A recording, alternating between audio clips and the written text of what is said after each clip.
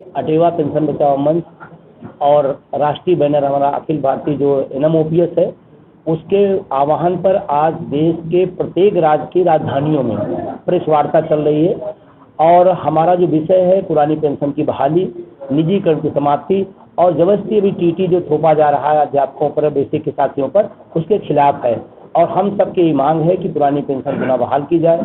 निजीकरण का जो सरकारी संस्थाओं का अंधाधुंध निजीकरण किया जा रहा है, इससे क्या होगा, सरकारी संस्थाएं कमजोर हो रही हैं, कम हो रही हैं और उससे बेरोजगारी दर बहुत बढ़ रही है। तो देश का नौजवान रोजगार मांग रहा है और लाखों लाखों पद खाली पड़े हुए हैं, एक चिंता का विषय है।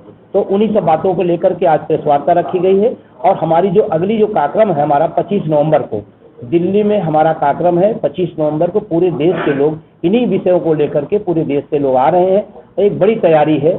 इसके पहले हमने 1 अक्टूबर 23 की रैली की थी, भारत ने पूरी दुनिया की सबसे बड़ी रैली किया था। और उसी सिलसिले में हम लोग फिर एक बार दिल्ली की तरफ करेंगे। ना हमको NPS पसंद है, ना UPS पसंद है, हमें सिर्फ और सिर्फ OPS चाहिए, क्योंकि हमारी बुढ़ापे की लाठी है। हमारी जो सामाजिक सुरक्षा है सिर्फ और सिर्फ OPS में। और उसका एक उदाहरण आप पत्रकार साथियों के बीच में कहना चाहूँगा। UPS में सरकार बार बार प्रयास कर रही है कि UPS ले ले। आपको बता दें 24 लाख NPS कर्मचारी देश में है, केंद्रीय कर्मचारी, उसमें से 1 लाख भी व्यक्ति UPS नहीं ले रहा है। इसका मतलब उसे पसंद नहीं है और ये बहुत बड़ा चोट सरकार के पास गई है। सरकार इस बात को लेकर चिंता में है कि क्यों UPS नहीं ले रहे हैं, और जब उसका विज्ञापन प्रचार बहुत हो रहा है, क्योंकि उनको लगता है कि हमारा इसमें भविष्य सुरक्षित नहीं है। हमारी मांग पुरानी पेंशन है, निजीकरण समाप्ति है और अटेवा NMOPS इसी की लड़ाई लड़ा और इसी को आगे बढ़ाएगा। दिल्ली में कौन कौन से संगठन शामिल हो रहे हैं? देखिए, अटेवा NMOPS जैसे मैं आप बैठा हूँ, मैं उसका प्रदेश अध्यक्ष हूँ और NMOPS का राष्ट्रीय अध्यक्ष। हमारे बगल में महामंत्री सफाई कर्मचारी संघ है, हमारे बगल में सिंचाई विभाग के प्रदेश अध्यक्ष हैं, हमारे बाद महामंत्री त्रिपाठी जी हैं, रेल के राकेश जी हैं, हमारे साथी रेल के हैं। तो ये जो लड़ाई पेंशन की है या निजीकरण की, ये सामूहिक लड़ाई है।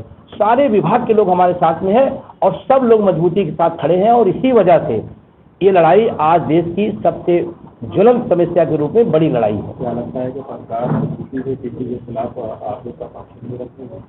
देखिए, सरकार को निश्चित रूप से सुनना चाहिए, क्योंकि मैं एक बहुत व्यवहारिक सवाल आप सबके सामने रख रहा हूँ। जो व्यक्ति 20 साल नौकरी कर चुका है, आप उससे कह रहे हैं कि आप अयोग्य हैं, आप किस दीजिए। मैं कह रहा हूँ कि जो आदेश निकालते हैं, मान लीजिए किसी शासन का उत्तर प्रदेश चीफ सेक्रेटरी है, तो चीफ सेक्रेटरी साहब 30 साल पहले UPSC निकाले होंगे, आज उनसे कहा जाए निकाले नहीं, क्या संभव है? क्या कोई CPMT 20 साल पहले निकाला होगा, आज नीट निकालेगा? क्या संभव है? क्या हाँ, अध्यापक कमजोर वर्ग होता है, उसको आपने डाल दिया। ये अव्यवहारिक है और इसके हम खिलाफ है। निश्चित रूप से टीटी के प्रकरण को सरकार को हैंडओवर करके चाहे जो स्टेप उठाना पड़े उसको करना चाहिए।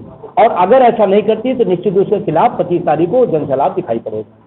दिल्ली में प्रदर्शन होगा, उसके बाद क्या रणनीति बनेगी, वहाँ क्या कुछ लाइट जाएगा? देखिए, दिल्ली में हमारा जो प्रदर्शन होगा, निश्चित रूप से हमारा NMOPS अटेवा जब भी प्रदर्शन, हमारे सहयोगियों को प्रदर्शन हुआ है, व्यापक असर पड़ा है। क्योंकि NPS 20 साल से गाथा गा रही थी सरकार, उसको हमारी रैली की वजह से, आंदोलन के दबाव में UPS लाना पड़ा। तो हम सबका प्रयास है कि एक दबाव और डालेंगे। और पिछली सरकार जब हम लोग गए थे तो मजबूत सरकार थी, इस समय मजबूर सरकार है। निश्चित रूप से हमारी बात को सुनेगी और लोकतंत्र में सरकारों का काम होता है जनता की आवाज़ को सुनना। आपके पास कुछ लोग आ रहे हैं? हाँ, विपक्ष से देखिए, मैं इस बात को कहता हूँ, लोकतंत्र में सत्ता का जितनी भूमिका है उससे कई गुना ज़्यादा जनता के हित में विपक्ष की भूमिका होती है। और हमें अच्छी बात है कि विपक्ष के लोग साथ देते हैं, लेकिन सत्ता से मुझे शिकायत इसलिए है कि सुनवाई नहीं हुई। विपक्ष से थोड़ी सी शिकायत रहती है कि और मजबूती से जनवादी सवालों को उठाना चाहिए। शिक्षा है, चिकित्सा है, रोजगार है, पुरानी पेंशन, इन विषयों को और मजबूती से उठाना चाहिए। विजय कुमार बंधु, राष्ट्रीय अध्यक्ष NMOPS, प्रदेश अध्यक्ष अटेवा।